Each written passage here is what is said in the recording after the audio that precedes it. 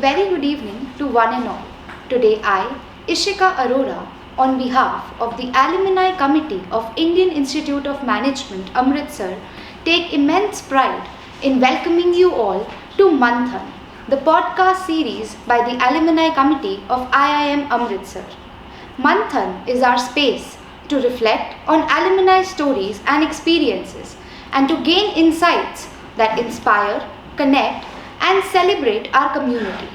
And for our very first episode, we have with us Mr. Akshay Goel, MBA class of 2020 at IIM Amritsar. Akshay's career has spanned product management and fintech, and today, as a senior business analyst at IVP, he is working with some of the biggest hedge funds and institutional investors globally. But beyond the world of finance, Akshay has also left his mark on IIM Amritsar's campus life. He was the founder of Masscom, the merchandise and sponsorship committee that added a new dimension to the student life on campus. In this conversation, we'll explore Akshay's career journey, his take on the future of finance, and of course, some memories from his B school days. Akshay, welcome to the podcast, and it's a pleasure to have you with us here. Thank you so much. Thank you for your kind words. Let's start with where you are today. At IVP, you are working with some of the largest institutional investors. And for those of our alumni who may not know this space deeply, what kind of problems are you solving for them right now? And what does a typical day in your role look like? So, when we talk about institutional investors, especially in the industry of alternative asset management, which brings in the ambit of hedge funds, private equity funds, real estate funds, the complexity of data has increased over the years, along with new asset classes has emerged over the years, and the operating complexities are bound to go up as more and more macroeconomic factors are panning out, more and more asset classes are panning out. So considering those things in mind, IVP is positioned in the best way for the organization that I'm working with right now, which is Indus Valley Partners. It is well positioned to kind of tackle these problems by offering a data management solution, which can probably increase the go-to time for these funds to kind of focus on their main activities, which is the front office activities, and transfer our post-trading activities to IVP in terms of managing their data, in terms of their regulatory requirements, in terms of how to ingest data from multiple sources through multiple data sets, right? So that's a problem that IVP as a company is trying to solve, and my role is basically revolving around how basically building a product which is kind of impactful, scalable, performance driven, at the same time helping these fund managers to manage their data efficiently in a time bound fashion, so that their reportings are met within the time frame and they are able to take very informed decisions about their investments, along with sharing reports with their investors, or let's say managing cross team operations. So that's the role, that's the problem that IVP as a company is trying to solve, and I'm trying to kind of put in my efforts in that direction to kind of contribute in that space. All right, thank you. That was insightful. And in just over a year, you have moved from being a business analyst to a senior business analyst. What changed in how you approached your work when you stepped into this bigger, or I should say, a more strategic role? That's a great question, I would say. So there is a mind shift which happens when you move from a business analyst role, or from, for that matter, any role which is at a junior level to at an intermediate level. So when you start off, right, your basic agenda is basically to kind of feed yourself, to kind of fulfill your dreams, to buy things, blah blah blah, right, to go to concerts and all those kind of things, right? But when you kind of spend a couple of years in that industry, you tend to figure out whether this industry is right for you or not, right? That's what usually happens, right? Like once we start working, we figure out whether this space is for us or not. So my journey started with working with RCJ, where I was exposed to working with these hedge funds and how they operate and stuff like that. And post that I moved to IVP, where it was a similar role but more of a product oriented role, but as in the capacity of business analyst, where I was developing a product for for this hedge fund players based out of US and Europe markets, dealing with large volume of data, getting data from multiple sources, non-standardized data, data being in silos in different Excel sheets and all those manual works, right? Leaving scope for a lot of human error, right? So that's the problem we are trying to solve, to automate the entire data journey of a of a hedge fund manager or a portfolio manager, so that they can take informed decisions. At the same time, when you move to a bigger role, I think you become more proactive in term when you move to step up to a bigger role instead of being reactive. So as a business analyst, I think a lot of things were thrown at me in terms of requirements, in terms of what the client wants and stuff like that, and you are always reactive in approach, because I think it's overwhelming in the beginning, right?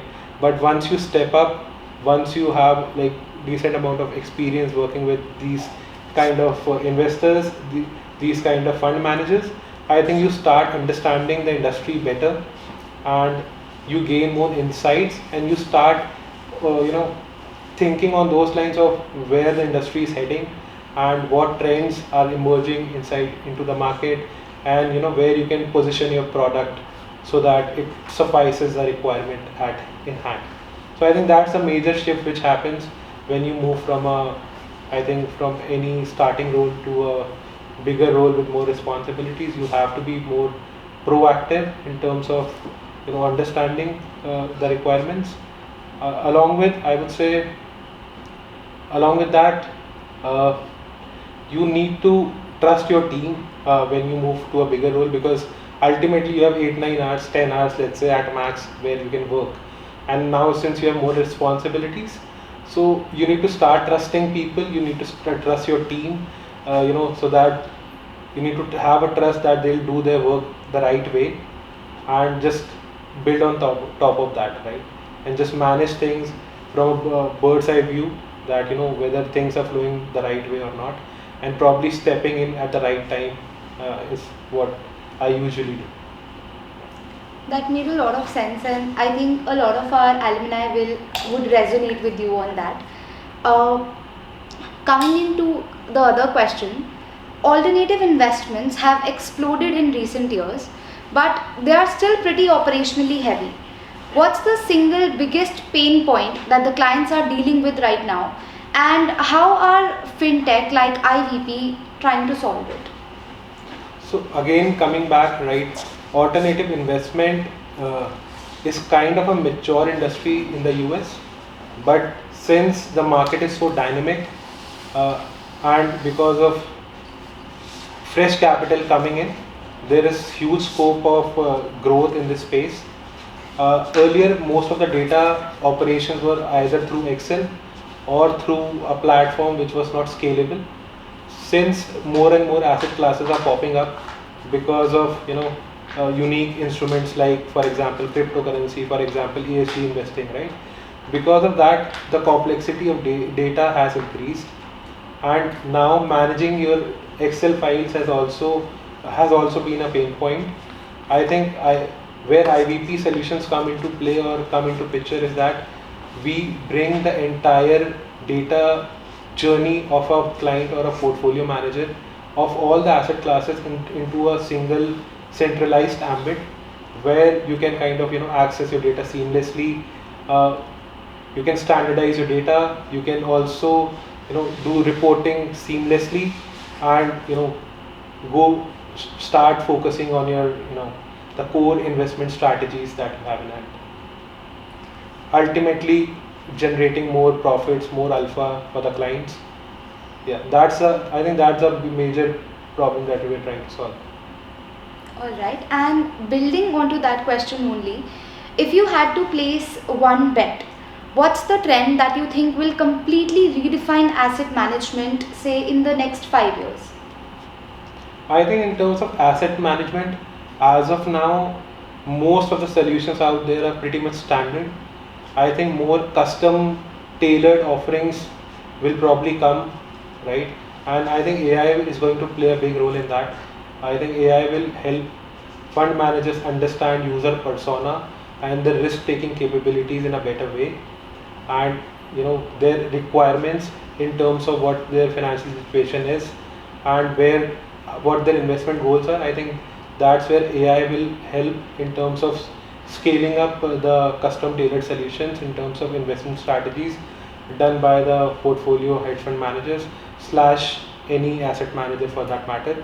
I think even in the wealth management space, this custom offering will play a very big part, because a lot of us don't have each one of us have very unique requirements in terms of our financial obligations plus the kind of money that we have access to.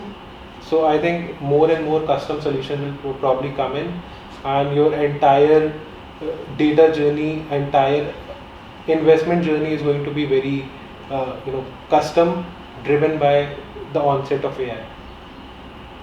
Alright. A lot of our alumni are in the corporate finance, consulting, or tech space. What signals should they be watching out for to understand where alternative investments are headed? I think if we talk about India in the past, I think during post the COVID era, I think a lot of merger and acquisition activities have increased over the years significantly. So I think going through finance journals, going through newspapers like Economic Times, going through you know different deals that are happening in the M&A section will probably give you a perspective of where the industry is headed. Along with that, I think one industry to look out for would be probably private credit space, which is already a $2 trillion industry in the US, where a lot of private deals are happening. Basically looking out for more, companies looking out for more capital are reaching out directly to these fund managers because of the ease of doing business with them. So I think that will be something that deals needs to be tracked. If someone is looking out to kind of gain more knowledge or build a career in this space, I think that will help. As you just mentioned about the private credit space, could you just please go in a little bit of detail about that? Okay, sure. So private credit, what do we mean by private credit? Let's start with that. So credit is any form of borrowing that you do. It could be through a bank, it could be through a person, right? So let's say you are a company owner and you need some money, or you are a fund manager but you need more capital or something like that, right? So there are two ways to get capital, either to put in more equity or to borrow some more money from outside, right? So private credit comes into play when you are basically going to this private firms, which is usually the hedge funds or a private equity firm, and you are asking for a loan in exchange of a good interest rate that you are offering, right? So private credit is nothing but agreement between two parties, two entities, right, where one of the entity is borrowing the money and one of the money is lending the money, right? But the terms and conditions are totally custom driven, totally depends on their requirements, totally depends on their credit ratings also, right? So all these factors come into play, and then you probably decide the contract obligations, the spread, the coupon rates for that for that payment, the duration of the loan, right? So all these things go into play when we talk about private credit, right? So there are funds who are solely focused on this space. They are not they're just focusing on provided credit to the borrowers in the market, and ultimately gaining a good momentum in the US and generating good amount of profits for their investors. Thank you for explaining it to us. And since you work so closely with data, what's the most interesting insight you have seen recently that made you think, wow, this is where the industry is going? Okay, I think that this question is deep, and probably let me take a pause here. Uh, I think when we talk about data, I think the volume of data that these funds are dealing with has gone up like multifolds in the recent years, and I think the way these funds are dealing with data and trying to build solutions which are more scalable and performance driven, I think that's an intriguing part. For example, earlier most of the data on the client side were usually stored in a SQL database, right? But recently there are clients which are looking for faster solutions like Snowflake. So Snowflake is another form of database which uses star architecture to store data and makes your data reporting and rendering part pretty fast and smooth, right? So a lot of these fund managers or these finance companies are not just finance companies anymore. They are heavily investing into tech, right? And thinking, any company thinking of like that we are just a finance company, I think that ship has sailed. Every company is a technology company. Every be it a finance company or I think any other company in the market, if you are not leveraging technology, then probably you are losing out on the share, or you are losing out on the competitive edge that you can gain by leveraging more technology at your disposal. So I think a lot of these fund managers are open to investments into this space, into actually you know uh, outsourcing more of these things to companies like IVP, and ultimately trying to stay ahead in the curve. Okay. Now shifting gears a bit, let's talk about the career playbook. You have moved from execution heavy roles into owning product strategy. What skills or mindset helped you make that jump? And which ones would you recommend alumni start building right now? Okay, I think that question will might help a few folks.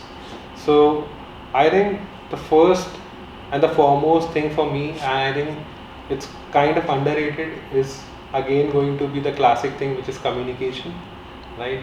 So communication will play a big role, will play a crucial role on as to how your career will pan out, right?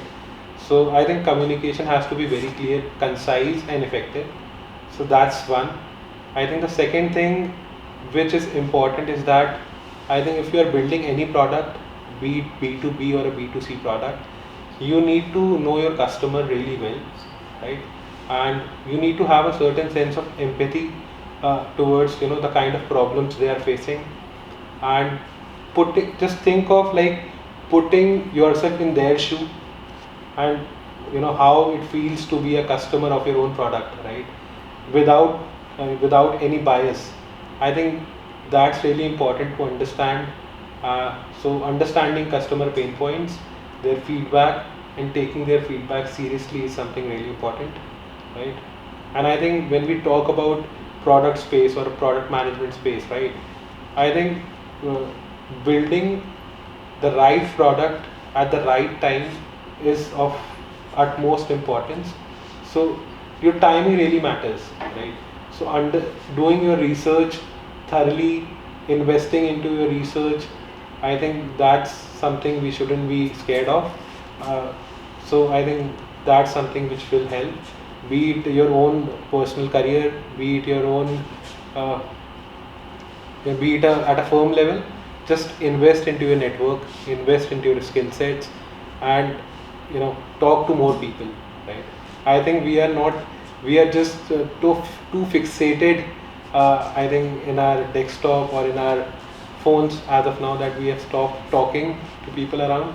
I think that is something we should start doing. We should start communicating more, we should start connecting to more people. I think that helps. Thank you. I believe your insight would be helpful to a lot of our alumni out there. Uh, Now, for those alumni considering a pivot, say into product management or into fintech, What's one smart move that they can make today to start this transition? Okay. So you're talking from a lens of, let's say, someone who is working in the marketing space or maybe some other domain and wanting to switch into product management. Right? Yeah. So I would say product management space is very open to newcomers, right? So there is no barrier as such as to why you can't enter this space. But yeah, when you are entering a space, there are certain expectations which are from you as a candidate, or wanting to switch career into this space. So invest into good, I would say, certification courses. I think a lot of certification courses are out there in terms of product management.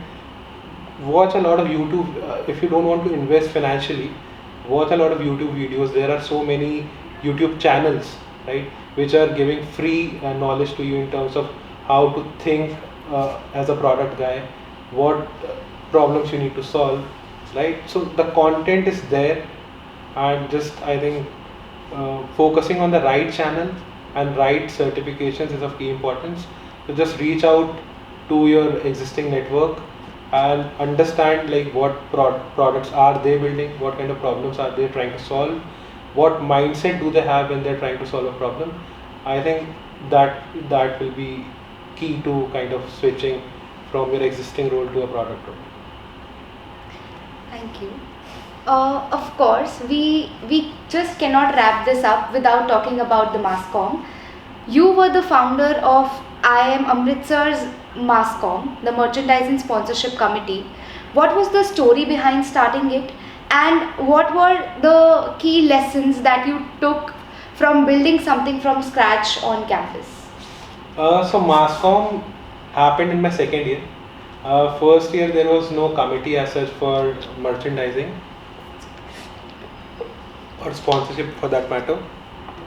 There used to be a team which was an informal team inducted by a few seniors every year, right? And just right before Alumni, which is IIM Amritsar annual fest, right?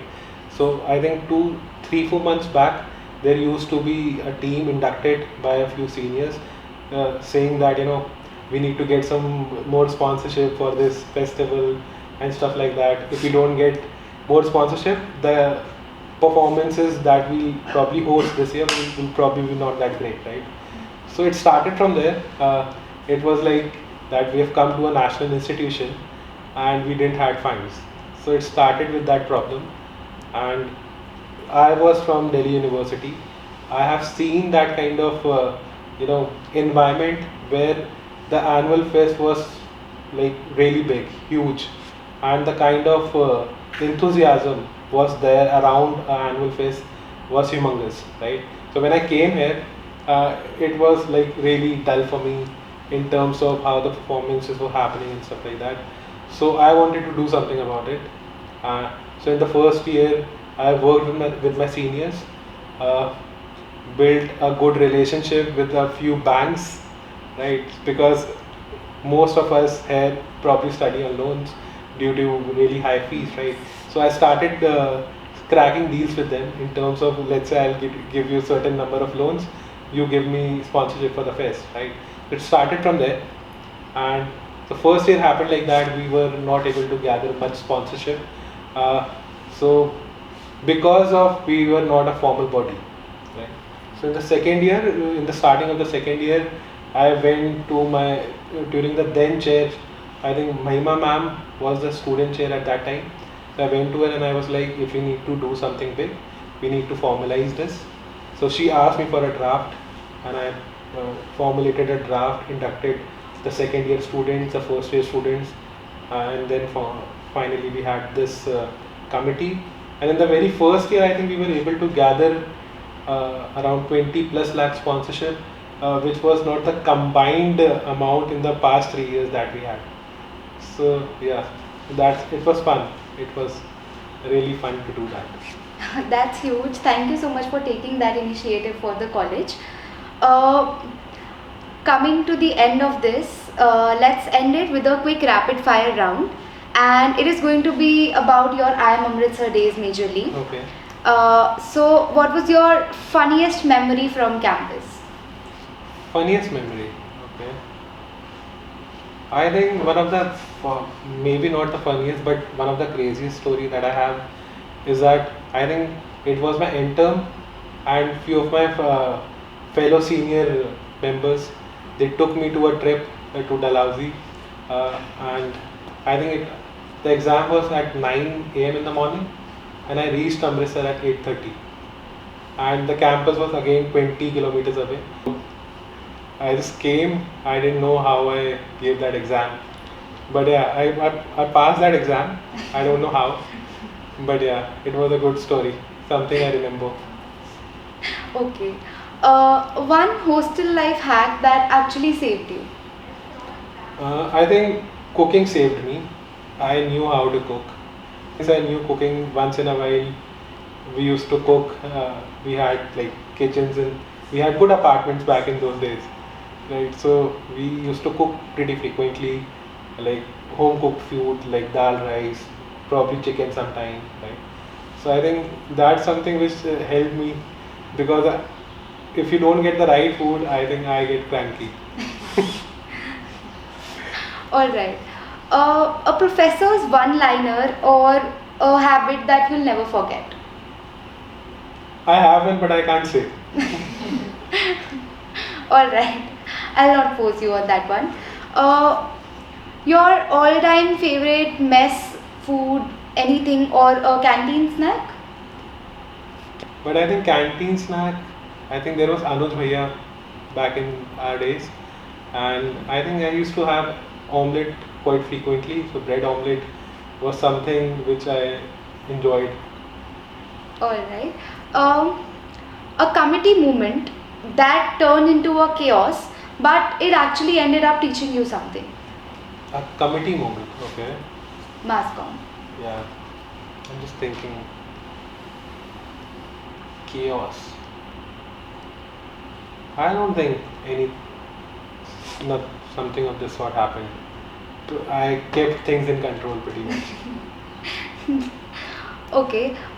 One fest or celebration that you would relive in a heartbeat. I think Arunya was good. I really enjoyed the entire preparation that used to go behind Arunya, the late nights, planning, that inter-community, the community that used to build around it, and working with Telcom. I think that was a good experience. I think more than the fest, it was more about preparation part, which I used to enjoy. So I think the entire build-up of 2 months, 3 months, that was a good thing to live. All right. Now the last one. If you had to describe IIM Amritsar in one word, what would it be? Okay. I think for me, so it has to be a one word, right? Yeah. Or maybe you can So use a phrase also if you want. I think IIM Amritsar is home for me in a way because for me, my career path started from IIM Amritsar.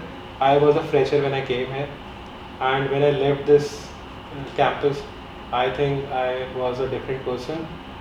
Both in, I think, yeah. So IIM Amritsar will be home. All right. Coming to the end of this session, this has truly been a wonderful conversation with you. From your take on where asset management and fintech is headed, to your career journey, and of course, to the memorable campus stories. On behalf of the Alumni Committee of IIM Amritsar, I would like to thank you for sharing your time, your insights, and your stories with us. We wish you continued success at IVP and beyond that. And to all our audience, thank you very much for joining us. We'll be back soon with another episode of Manthan. Until then, please take care and stay connected.